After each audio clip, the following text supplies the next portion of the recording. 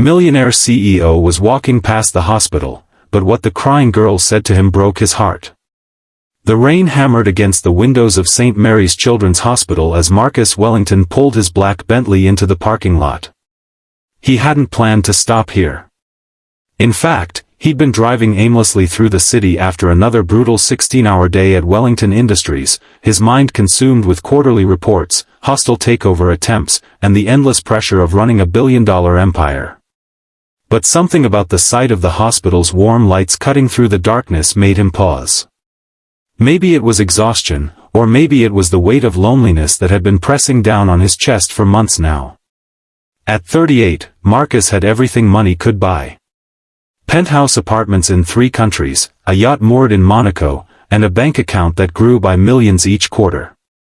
Yet as he sat in his car, watching families hurry through the hospital entrance, he felt more isolated than ever. His recent divorce had been splashed across every tabloid, his ex-wife claiming he was married to money, not to love. The words still stung because deep down, he knew they were true. If this story moves you, please take a moment to like this video, share it with someone who needs to hear it, and don't forget to comment below with your thoughts. And if you enjoy stories that touch the heart, subscribe to Tearjerker in Love for more inspiring content, ****. Marcus stepped out into the rain, not bothering with an umbrella. The cold droplets felt like a wake-up call against his skin. He'd donated generously to this hospital over the years, tax-deductible contributions that his accountants handled without him ever setting foot inside. Tonight felt different. Tonight, he wanted to see where his money actually went. The hospital's lobby was a stark contrast to the luxury he was accustomed to. Worn linoleum floors, mismatched chairs, and the antiseptic smell that seemed to cling to everything. Families clustered in small groups, some sleeping uncomfortably in chairs, others pacing nervously. The sight made Marcus's chest tighten with an unfamiliar emotion. As he wandered deeper into the building, following signs toward the pediatric wing, he heard it, a sound that stopped him dead in his tracks. It was crying, but not the loud, demanding wail of a typical child. This was different. Quiet, heartbroken, and utterly devastating. The sound seemed to echo from somewhere deep within his own soul. He followed the sound down a dimly lit corridor until he found her.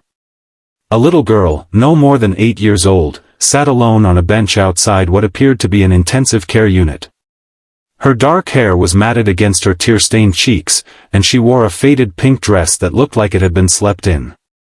Her tiny shoulders shook with each silent sob. Marcus had always been uncomfortable around children. They were unpredictable, emotional, and reminded him too much of the family he'd never had time to build. But something about this little girl's profound sadness drew him forward like a magnet. "Hey there," he said softly, crouching down to her level. "Are you okay?" The girl looked up with the most beautiful brown eyes Marcus had ever seen, eyes that held far too much pain for someone so young. She studied his expensive suit, his perfectly styled hair, and his gold watch with a mixture of curiosity and suspicion. "Are you a doctor?" she asked in a voice barely above a whisper. "No, sweetheart. I'm just someone who was walking by." "What's your name?"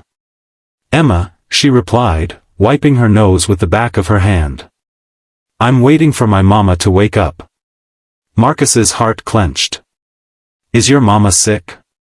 Emma nodded, fresh tears spilling down her cheeks. "She got hurt real bad in a car accident 3 days ago. The doctors say she needs an operation, but..." Her voice trailed off, and she looked down at her small hands folded in her lap. "But what, Emma?" The little girl looked up at him with those devastating brown eyes and said words that would haunt Marcus for the rest of his life. "But we don't have enough money, and they say if we can't pay, they might have to let her go to heaven." "I don't want my mama to go to heaven yet. I still need her." The words hit Marcus like a physical blow. In his world of mergers and acquisitions, of profit margins and stock prices, he'd somehow forgotten that money wasn't just numbers on a screen. It was life and death. It was hope and despair. It was this little girl's entire world hanging in the balance. "How much do you need?" Marcus asked, his voice thick with emotion. Emma shrugged helplessly. "I don't know. The numbers are really big. Daddy left when I was little, so it's just me and Mama. She works 2 jobs, but she says even working 2 jobs forever wouldn't be enough." Marcus felt something crack inside his chest. Here was a child facing the possible loss of her mother, and she was explaining it with the matter-of-fact acceptance that only comes from a life that's been too hard, too fast. Meanwhile, he'd spent the evening worried about whether to buy his 3rd yacht. "Where are you staying, Emma? Who's taking care of you?" "Mrs. Rodriguez from downstairs brings me food sometimes, and I sleep here on the bench. The nurses are nice and let me stay as long as I'm quiet." She paused, then added with heartbreaking honesty, "I'm always quiet." That did it. Marcus felt tears he hadn't shed since he was younger than Emma, burning behind his eyes. This little girl was living every parent's worst nightmare, and she was doing it alone, with a strength and grace that put his own struggles into perspective. "Emma, I want you to listen to me very carefully," Marcus said, taking her small hands in his much larger ones. "Your mama is going to get that operation. In fact, she's going to get the best doctors, the best care, everything she needs to get better. I promise you that." Emma's eyes widened. "But how? Are you rich or something?" Marcus almost laughed despite the tears now flowing freely down his cheeks. "Yeah, sweetheart. I guess I am rich or something. And you know what? For the first time in my life, I'm grateful for it." The next few hours were a whirlwind of activity. Marcus found Emma's mother, Maria, a 28-year-old single mother who worked as both a night cleaner and a weekend waitress to make ends meet. She was unconscious, hooked up to machines that beeped steadily in the ICU. The accident had caused severe internal bleeding and brain swelling. The operation she needed would cost nearly $200,000, money that Marcus spent on wine collections without blinking. But money was just the beginning. Marcus called his personal physician, who contacted the best neurosurgeon on the West Coast. He arranged for Maria to be transferred to the finest private hospital in the city. He hired private nurses for round-the-clock care. And most importantly, he made sure Emma had a comfortable place to stay, complete with social workers trained to help children cope with family medical crises. The challenges were immense. Maria's surgery was touch and go, lasting 14 grueling hours. There were complications, moments when the doctors weren't sure she would make it. Emma, despite being surrounded by the best care money could buy, was still a terrified little girl who just wanted her mother back. Marcus found himself spending every free moment at the hospital, reading to Emma, bringing her favorite foods, and simply sitting with her during the long, uncertain hours. For the first time in his adult life, Marcus's work took a backseat to something more important. His assistant fielded calls while he helped Emma with homework. Board meetings were postponed so he could be there when Maria briefly regained consciousness for the first time. His shareholders were concerned about his sudden absence from the public eye, but Marcus discovered something remarkable: he didn't care. The breakthrough came on day 7. Maria's eyes fluttered open, and the first word she whispered was, "Emma." The reunion between mother and daughter was something Marcus knew he would carry with him forever. Emma's joy was infectious, her relief palpable, and watching Maria hold her daughter again reminded Marcus why human connection mattered more than any business deal ever could. But the real transformation was still to come. As Maria recovered, Marcus learned more about their story.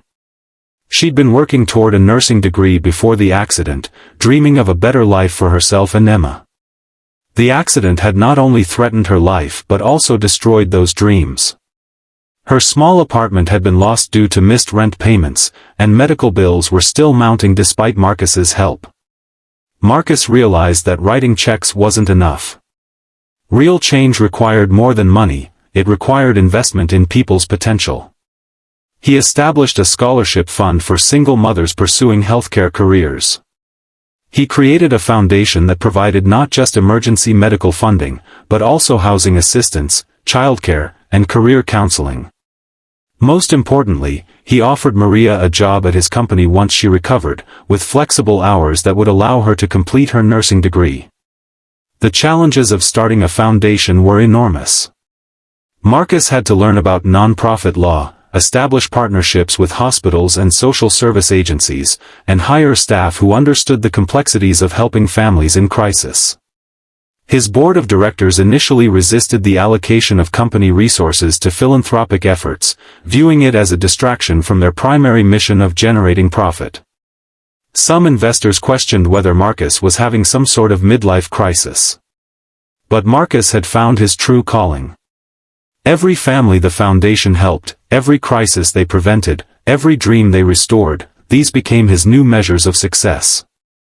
The quarterly reports still mattered, but they no longer consumed his thoughts. Instead, he found himself thinking about Emma's smile, Maria's gratitude, and the dozens of other families who no longer had to choose between medical care and financial survival. 6 months after that life-changing encounter, Marcus stood in the same hospital corridor where he'd first met Emma. But this time, he wasn't alone. Maria walked beside him, healthy and radiant in her brand-new nursing scrubs. She'd graduated at the top of her class and been offered a position at this very hospital. Emma skipped ahead of them, chattering excitedly about her new school and the friends she'd made in the after-school program Marcus's foundation had funded. "You know," Maria said, squeezing Marcus's arm gently, "I used to pray every night for a miracle. I never imagined it would come in the form of a businessman in an expensive suit who stopped to listen to my daughter cry." Marcus smiled, watching Emma demonstrate her cartwheel technique in the hallway. "I think I was the one who needed the miracle, Maria. Emma didn't just save your life that night. She saved mine too." The foundation Marcus established, named Emma's Promise, in honor of the little girl who changed everything, has since helped over 10,000 families navigate medical crises. Marcus restructured his entire business philosophy, proving that profitability and compassion weren't mutually exclusive. His company became a leader in corporate social responsibility, and employee satisfaction reached all-time highs as workers felt proud to be part of something meaningful. Marcus never did buy that third yacht. Instead, he bought something far more valuable, the knowledge that wealth without purpose is just expensive loneliness. Every morning, he wakes up knowing that his success has meaning beyond stock prices and profit margins. He's learned that the most important investments aren't in real estate or technology, they're in human potential, in hope, and in the simple but revolutionary act of caring about someone else's pain. Emma, now 9 years old and thriving, still sends Marcus drawings and school reports. Her latest masterpiece, hanging prominently in his office, shows 2 figures holding hands outside a hospital, one tall and one small, both smiling. The caption, written in careful crayon letters, reads, "The day my friend Marcus learned that love is the richest thing of all." Sometimes the most profound transformations happen in the most unexpected moments. A crying child on a hospital bench. A successful man questioning the emptiness of his achievements. 2 lives intersecting at exactly the right moment to create something beautiful from something broken. Marcus learned that night that true wealth isn't measured in dollars, it's measured in the lives we touch, the hope we restore, and the love we share with those who need it most. What did you think of Marcus and Emma's story? Have you ever had an experience that completely changed your perspective on what truly matters? Please share your thoughts in the comments below. I read every single one and love hearing from you. If this story touched your heart, please give it a thumbs up and share it with someone who might need to hear this message today. And don't forget to subscribe to Tearjerker in Love for more stories that celebrate the power of love, compassion, and human connection. Until next time, remember, the greatest riches in life aren't in our bank accounts, but in our hearts, ***.